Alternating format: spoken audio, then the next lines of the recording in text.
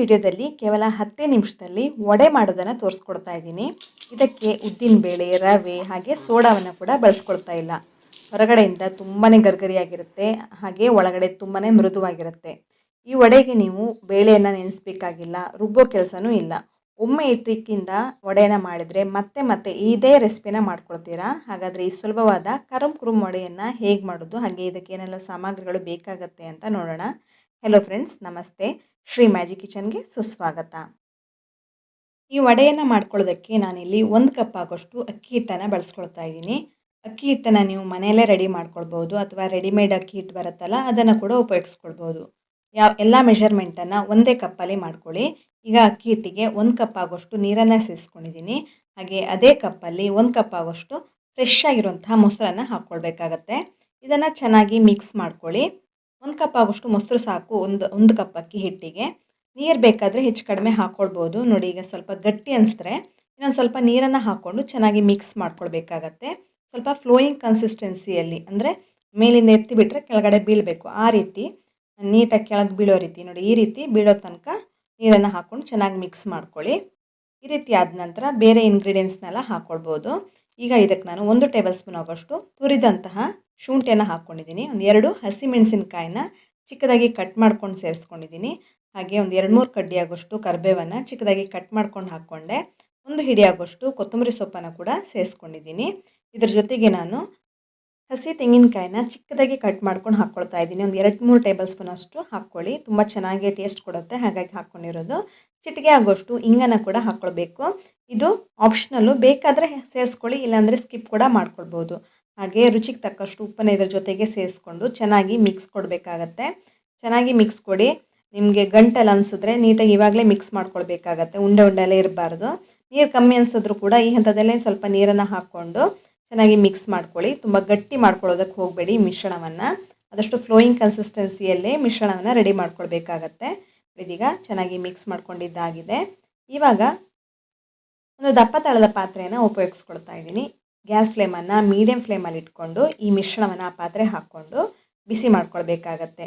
ನೋಡಿ, ಈ ರೀತಿ ಕೈ ಬಿಡದೆ ಮಿಕ್ಸ್ ಮಾಡ್ಕೊಳ್ತಾ ಇರಬೇಕು, ಇಲ್ಲಾಂದರೆ ಗಂಟುಗಳಾಗಿಬಿಡುತ್ತೆ, ಹಾಗೆ ಇದು ಅಂಟ್ಕೊಂಡು ಬಿಡುತ್ತೆ ಪಾತ್ರೆಗೆ.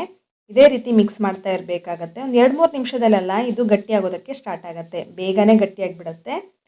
ನಿಮಗೆ ಮೊಸರು ಇಷ್ಟ ಇಲ್ಲ ಅಂದರೆ ಹಾಕ್ಕೊಳ್ಳೋದಕ್ಕೆ ಮೊಸರನ್ನು ಸ್ಕಿಪ್ ಮಾಡ್ಕೊಳ್ಬೋದು, ಅದರ ಬದಲಿಗೆ ನೀರನ್ನು ಕೂಡ ಹಾಕ್ಕೊಳ್ಬೋದು. ಮೊಸರನ್ನ ಹಾಕ್ಕೊಳ್ಳೋದ್ರಿಂದ ಟೇಸ್ಟ್ ಕೂಡ ತುಂಬ ಚೆನ್ನಾಗಿ ಬರುತ್ತೆ. ಬಾಯಲ್ಲಿ ಇಡ್ತಾ ಇದ್ದಾಗೆ ಕರ್ಗೋಗೋವಂಥ ಒಂದು ಟೇಸ್ಟ್ ಕೊಡುತ್ತೆ. ಹಾಗೆ ಹೊರಗಡೆಯಿಂದ ಕ್ರಿಸ್ಪಿಯಾಗಿ ಒಳಗಡೆಯಿಂದ ಸಾಫ್ಟ್ ಆಗಿರುವಂಥ ಒಂದು ಟೆಕ್ಸ್ಚರ್ ಕೂಡ ಸಿಗುತ್ತೆ. ಹಾಗಾಗಿ ನಾನು ಮೊಸರನ್ನು ಸೇರಿಸ್ಕೊಂಡಿರೋದು. ಮೊಸರು ಕೂಡ ಹಾಗೆ ಹುಳಿ ಮೊಸರನ್ನು ಹಾಕ್ಕೊಳ್ಳೋದಕ್ಕೆ ಹೋಗಬೇಡಿ, ಫ್ರೆಶ್ ಆಗಿರೋಂಥ ಮೊಸರನ್ನೇ ಉಪಯೋಗಿಸ್ಕೊಳ್ಳಿ. ನೋಡಿ, ಇದೀಗ ಒಂದು 2-3 ನಿಮಿಷದಲ್ಲೆಲ್ಲ ಗಟ್ಟಿಯಾಗೋದಕ್ಕೆ ಸ್ಟಾರ್ಟ್ ಆಗಿದೆ. ಇದೊಂದು ಮುದ್ದೆ ರೀತಿ ಆಗಬೇಕು, ಅಲ್ಲಿ ತನಕ ವೆಯ್ಟ್ ಮಾಡಿ. ನೋಡಿ, ಈ ರೀತಿ ಮುದ್ದೆ ಆಗ್ತಾ ಇದೆ. ಪಾತ್ರೆ ತಳವನ್ನು ಬಿಟ್ಟು ಒಂದು ಮುದ್ದೆ ರೀತಿ ಆಗೋದಕ್ಕೆ ಸ್ಟಾರ್ಟ್ ಆಗ್ತಾ ಇದೆ.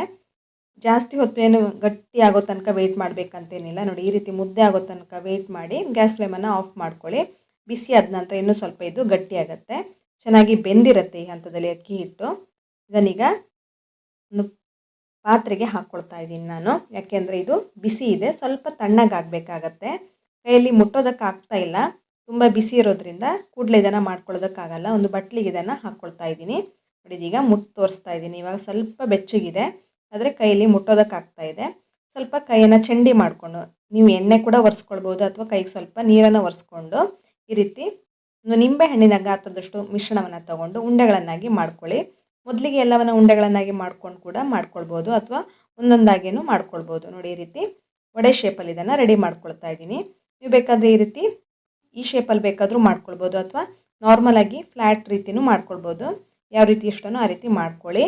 ಎಲ್ಲವನ್ನ ಕೂಡ ಇದೇ ರೀತಿ ಮಾಡಿಬಿಟ್ಟು ಎಣ್ಣೆಯಲ್ಲಿ ಕಾಯಿಸ್ಕೊಂಡ್ರೆ ಕ್ವಿಕ್ಕಾಗಿ ಕೇವಲ 10 ನಿಮಿಷದಲ್ಲಿ ಬೇಳೆಯನ್ನು ನೆನೆಸದೆ ಇನ್ಸ್ಟೆಂಟಾಗಿ ವಡೆಯನ್ನು ರೆಡಿ ಮಾಡ್ಕೊಳ್ಬೋದು. ತುಂಬಾ ರುಚಿಯಾಗಿರುತ್ತೆ, ಬಾಯಲ್ಲಿ ಇಡ್ತಾ ಇದ್ದ ಹಾಗೆ ಕರಗಿಬಿಡುತ್ತೆ, ಹೊರಗಡೆಯಿಂದ ತುಂಬಾ ಕ್ರಿಸ್ಪಿಯಾಗಿರುತ್ತೆ, ಹಾಗೆ ಒಳಗಡೆ ತುಂಬಾ ಸಾಫ್ಟಾಗಿರುತ್ತೆ. ನೋಡಿ, ಎಲ್ಲವನ್ನು ಮಾಡಿಬಿಟ್ಟು ಒಂದು ಪ್ಲೇಟಲ್ಲಿ ಇಟ್ಕೊಂಡಿರ್ತೀನಿ. ಇದೇ ಟೈಮಲ್ಲಿ ನಾನು ಎಣ್ಣೆನ ಕೂಡ ಕಾಯೋದಕ್ಕೆ ಇಟ್ಟಿದ್ದೆ. ಎಣ್ಣೆ ಕಾದಿದೆಯಾ ಇಲ್ವ ಅಂತ ಒಂದು ಸಲ ಚೆಕ್ ಮಾಡಿ ನೋಡ್ಕೊಳ್ಬೇಕಾಗತ್ತೆ. ಎಣ್ಣೆ ಈ ರೀತಿ ಕಾದಿರಬೇಕು. ನಂತರ ಇದನ್ನು ಒಂದೊಂದಾಗಿ ಹಾಕ್ಕೊಳ್ತಾ ಇದ್ದೀನಿ. ಒಂದ್ಸಲ ಎಷ್ಟಾಗುತ್ತೋ ಅಷ್ಟನ್ನು ಹಾಕಿಬಿಟ್ಟು ಚೆನ್ನಾಗಿ ಕಾಯಿಸ್ಕೊಳ್ಬೇಕಾಗತ್ತೆ.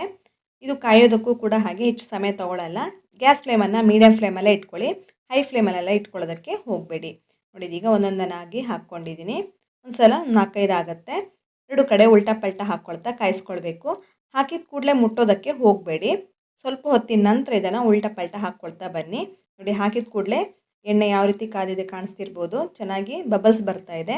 ಸ್ವಲ್ಪ ಹೊತ್ತಿನ ನಂತರ ಇದು ಬಬಲ್ಸ್ ಅನ್ನೋದು ಕಮ್ಮಿ ಆಗ್ತಾ ಬರುತ್ತೆ. ನಂತರ ಇದನ್ನು ಉಲ್ಟಾ ಹಾಕ್ಕೊಳ್ತಾ ಬನ್ನಿ. 2 ಕಡೆ ಚೆನ್ನಾಗಿ ಕಾದಿರಬೇಕಾಗತ್ತೆ. ಒಳ್ಳೆ ಕಲರ್ ಬರಬೇಕು. ಆವಾಗಲೇ ಒಳಗಡೆ ತುಂಬ ಚೆನ್ನಾಗಿ ಬೆಂದಿರುತ್ತೆ. ನೋಡಿ, ಈಗ ಕಲರ್ ಕೂಡ ಚೇಂಜ್ ಆಗ್ತಾ ಬರ್ತಾ ಇದೆ. ಗೋಲ್ಡನ್ ಕಲರ್ ಬರೋ ತನಕ ಚೆನ್ನಾಗಿ ಕಾಯಿಸ್ಕೊಳ್ಳಿ. ತುಂಬಾ ಕ್ರಿಸ್ಪಿಯಾಗಿ ಬರುತ್ತೆ. ನೋಡಿ, ಈಗ ಕಲರ್ ಅನ್ನೋದು ಕಂಪ್ಲೀಟಾಗಿ ಚೇಂಜ್ ಆಗಿದೆ. ನೋಡಿ, ಇದೀಗ ಗರಿಗರಿಯಾದಂತಹ ವಡೆ ಅನ್ನೋದು ಕ್ವಿಕ್ಕಾಗಿ ರೆಡಿಯಾಗಿದೆ. ಈ ರೀತಿ ಒಳ್ಳೆ ಕಲರ್ ಬಂದ ನಂತರ ಎಣ್ಣೆಯಿಂದ ತೆಗೆದು ಒಂದು ಪ್ಲೇಟಲ್ಲಿ ಹಾಕ್ಕೊಳ್ಳಿ. ನೋಡಿ, ಕಾಣಿಸ್ತಿರ್ಬೋದು.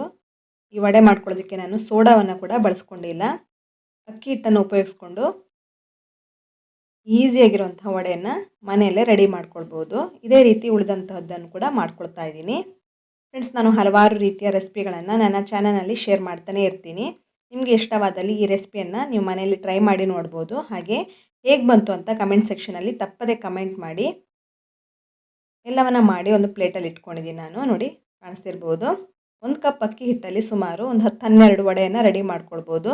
ತುಂಬಾ ರುಚಿಯಾಗಿರುತ್ತೆ. ನೀವು ಇದನ್ನು ಹಾಗೆ ಕೂಡ ತಿನ್ಬೋದು, ಅಥವಾ ಚಟ್ನಿ ಇದ್ದರೆ ಅದ್ರ ಜೊತೆ ಕೂಡ ನಂಚ್ಕೊಂಡು ತಿನ್ಬೋದು. ತುಂಬಾ ರುಚಿಯಾಗಿ ಕೊಡುತ್ತೆ ಅದು. ಫ್ರೆಂಡ್ಸ್, ನೀವು ಈ ರೆಸಿಪಿಯನ್ನು ಫೇಸ್ಬುಕ್ಕಿಂದ ನೋಡ್ತಾ ಇದ್ದರೆ ತಪ್ಪದೇ ಫಾಲೋ ಮಾಡ್ಕೊಳ್ಳಿ. ಹಾಗೆ ನೀವು ಯೂಟ್ಯೂಬಿಂದ ನೋಡ್ತಾ ಇದ್ದರೆ ಸಬ್ಸ್ಕ್ರೈಬ್ ಮಾಡ್ಕೊಳ್ಳಿ. ಪಕ್ಕದಲ್ಲಿರುವಂತಹ ಬೆಲ್ಲೈಕನನ್ನು ಪ್ರೆಸ್ ಮಾಡೋದಕ್ಕಂತೂ ಮರಿಲೇಬೇಡಿ. ಇನ್ನಷ್ಟು ಸಿಂಪಲ್ ಆಗಿರುವಂತಹ ಅದ್ಭುತವಾದ ರೆಸಿಪಿಗಳೊಂದಿಗೆ ಸಿಗೋಣ. ಧನ್ಯವಾದಗಳು.